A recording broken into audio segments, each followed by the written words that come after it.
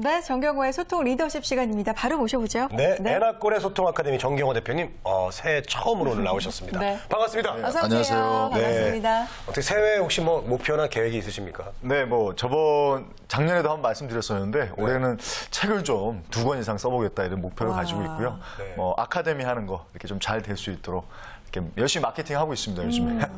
목표가 확실하시네요. 네, 저희가 도움 줄 게 있으면 말씀 좀 해주시죠. 감사합니다. 네. 감사합니다. 각자 먹고 살자는 얘기인데. 어쨌든 이번 주제를요, 화면으로 통해서 만나보겠습니다. 네. 인생 설계 비법이라고 나왔습니다. 네. 그래요. 새해 처음으로 우리가 만나는 날이어서 그런지. 거창해요. 그래요. 주제 자체가 새해답습니다. 네. 오늘 어떤 의미를 준비하신 거예요? 네, 제목을 인생 설계 비법이라 했는데 제 인생도 지금 설계 비법 잘 안 되고 있는데 어쨌든 같이 한번 알아보자 이런 의미로 그럼요. 오늘 또 새해 첫 방송이고 해서 또 덕담 겸 또 우리 구독자분들의 또 인생 성변 겸 해서 인생 설계에 대한 부분을 한번 주제로 말씀을 좀 드릴까 하는데 한 3, 4년 전에 대박 났던 책이 있죠. 우리 청년들한테 대박 났던 김남도 교수의 아프니까 네. 청춘이다. 이 책이 완전 대박이 나는데 외람된 말씀이지만 저는 일단 책 제목이 좀 마음에 안 듭니다. 이 제목을 좀 바꿔야 되지 않을까. 아프니까 인생이다. 저 애 둘 키우고 있는데요. 저 주먹 꽉 쥐고 살고 있습니다. 저는 어찌 보면 우리 인생이라는 게 고3 때는 대학 가기 위해서 애쓰면서 또 대학 가고 또 대학 졸업할 때는 취업하기 위해서 또 애쓰다가 또 겨우 취업하고 또 취업해서는 또 결혼하기 위해서 또 애쓰다가 또 결혼하고 또 결혼하고 나면 또 회사에서 또 진급 또 안 된다고 또 애쓰면서 또 가다 또 애들 또 키워주면 결국 뭐냐면 우리 인생은 어떻게 보면 계속적으로 애쓰는 거의 반복인 것 같습니다. 근데 어찌 보면 그런 부분에서 요즘 취업이라든가 기타 여러 가지 어려움들이 좀 있다 보니까 외람된 말씀이지만 너무 우리 청춘분들이 너무 위로받는데 너무 익숙해 있지 않나 좀 이런 생각이 듭니다. 아프니까 청춘이다 그 책에 대한 부분 저도 읽어보면서 참 많이 공감을 했습니다만 이럴 때일수록 왜 이유는 뭐냐면 혹시 3, 40년 전에 우리나라가 전 세계에서 생산, GDP, 기준으로 따진다면 전 세계에서 꼴찌에서 두 번째였다는 사실은 몇 분 아실 거예요. 근데 혹시 최고의 수출품이 뭐였는지 아십니까? 그때 당시에 60년대 최고의 수출품. 혹시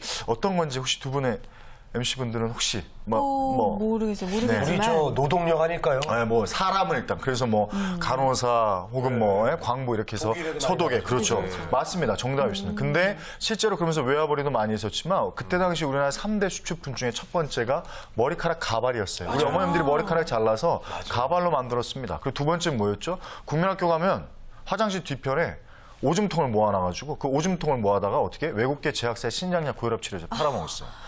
또 더 충격적인 거 말씀드릴까요? 외국에 가면 여자분들이 밍크 코트 이렇게 해서 굉장히 비싸게 팔리잖아요. 우리나라에 이 밍크가 있습니까? 없습니까? 없잖아요. 없죠. 근데 우리나라 사람들 얼마나 대단한지 아세요? 네. 이 동물을 잡아다가 가죽을 다 벗겨서 코리안 모피로 팔아먹었습니다. 혹시 이 동물이 뭔지 아세요? 이 동물? 이 동물. 어떤 동물을 모아다가 코리안 모피로 이름을 바꿔서 전 세계에 팔아먹었습니다. 쥐? 역시 이 퀄리티가 역시 대단한 바로 쥐입니다. 그렇죠. 자, 제가 이 말씀 드리는 이유는 뭐냐면 3, 40년 전에는 어찌 보면 우리가 생각하지도 못하는 가난의 아주 치열한 현장이 있었던 그러니까 50년 전에는 보여주지도 않던 후진국이었습니다. 하지만 적어도 지금 K-팝 여러 가지 기타 제가 이 말씀을 드리는 이유는 뭐냐면 적어도 이런 부분들에 대해서 좀 우리 청춘분들이 충분히 이해를 합니다만 이런 부분들일수록 우리보다 더 힘든 때도 있었구나 이런 생각하면서 좀 더 감사의 마음을 가지면 너무 위로받는데 이렇게 좀 연하지 마시고 좀 더 이 부분에서 조건과 상황이 아닌 관점과 태도로 좀 전환할 수 있는 첫날이 됐으면 한 개인적인 바람으로 아프니까 인생이다 이런 주제를 좀 말씀드릴까 합니다. 알겠습니다. 우리 청년들 새해를 맞이해서 대표님이 좀 더 강해져라. 정신 좀 이렇게 차려라. 좀 받아들이도록 하겠습니다. 네. 자, 말 나온 김에 요즘 대기업 중심의 취업 준비 그리고 더불어서 이제 청년 창업 이야기가 참 많이 나오고 있습니다. 대표님은 이거 어떻게 생각하세요? 저도 마찬가지로 제가 말씀드렸지만 저도 IMF 세대라고 말씀드렸잖아요. 취업할 때면 취업할 데가 없었죠. 근데 중요한 거는 대기업에 대한 부분들이 인생을 다 담보할 거다 이런 착각을 하시는데 저도 대기업 가고 싶습니다. 대기업 몰리는 건 충분히 이해가 되죠. 하지만 더 정확하게 좀 자신의 주제를 좀 알 필요가 있을 것 같습니다. 네. 냉정하게 좀 말씀드리면 지금 중소기업들의 많은 기업들은 물론 3D 업종, 기타 여러 가지 업종 분류를 좀 해야 되겠습니다만 지금 구직난에 시달리고 한다고 합니다. 이제 갭이 너무 커지고 있는 거죠. 이 부분은 제가 봤을 때 방송의 역할도 굉장히 잘못되어 있다고 생각합니다. 뭐냐면 드라마만 봐도 요즘은 워낙 폼나는 직업들만 다 드라마로 나옵니다.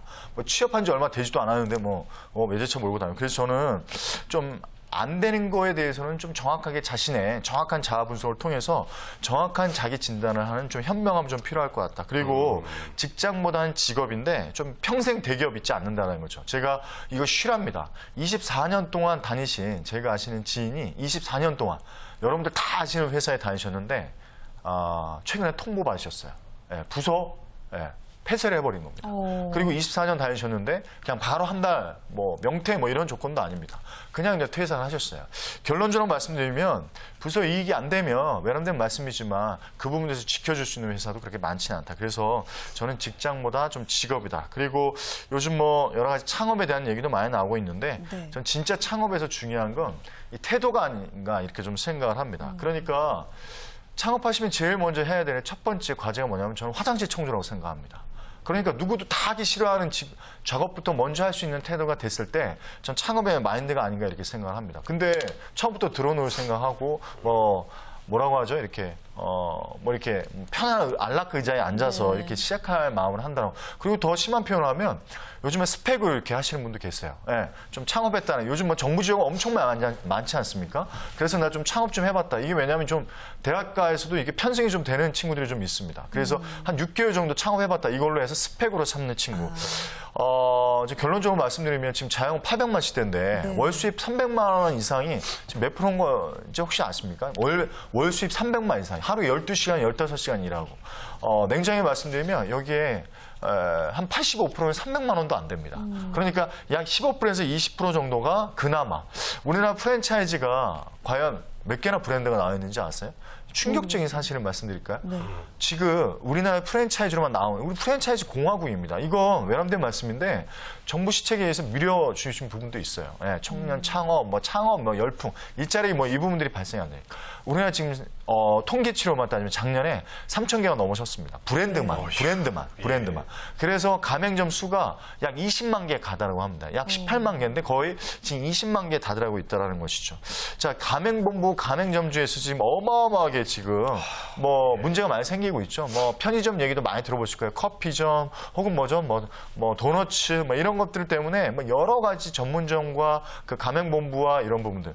자, 외람된 말씀이지만 저는 이런 부분들에 대해서 이제 벤처도 3만 개 시대입니다. 그래서 취업을 하시든 창업을 하시든 제일 중요한 건 좀 자세와 태도가 아닐까. 바로 밑바닥에서 시작할 수 있는 헝그리 정신이 아닐까 이렇게 좀 생각을 합니다. 그래서 제일 중요한 스펙 쌓기는 자기 개발일 것이다. 그래서 어떤 부분에서도 외람되지만 조건과 상황에서 대기업도 혹은 창업에 대한 브랜드도 자신을 끝까지 담보해내지 않는다. 그래서 직장이 아니라 직업이다. 그리고 그 직업에 있어서 자신만의 진짜 내공을 쌓는 그런 스펙 쌓기가 좀 됐으면 하는 개인적인 바람입니다. 이거 새해 초반부터 너무 세게 나가는 건지 아닌가 모르겠는데 진심으로 좀 말씀드리고 싶은 내용이었습니다. 그래서 너무 폼나는 일만 찾지 마시고 정말 본인한테 탁월한 일을 좀 찾는데 좀 정리하시고 내공을 쌓아 나가셨으면 하는 개인적인. 이건 저한테도 하는 얘기이기도 합니다. 네.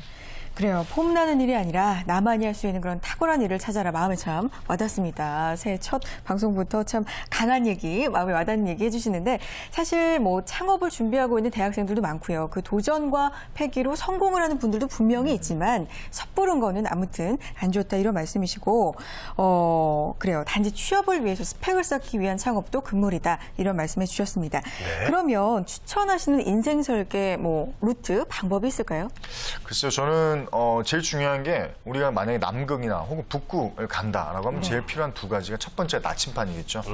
방향을 설정해 주셔야 되니까. 그 나침판이 다른 말로 표현하면 비전입니다. 근데 그거 전에 제일 중요한 게 뭐냐면 인생 설계에 대한 비법, 핵심적인 비법은 저는 자아 분석이라고 생각합니다.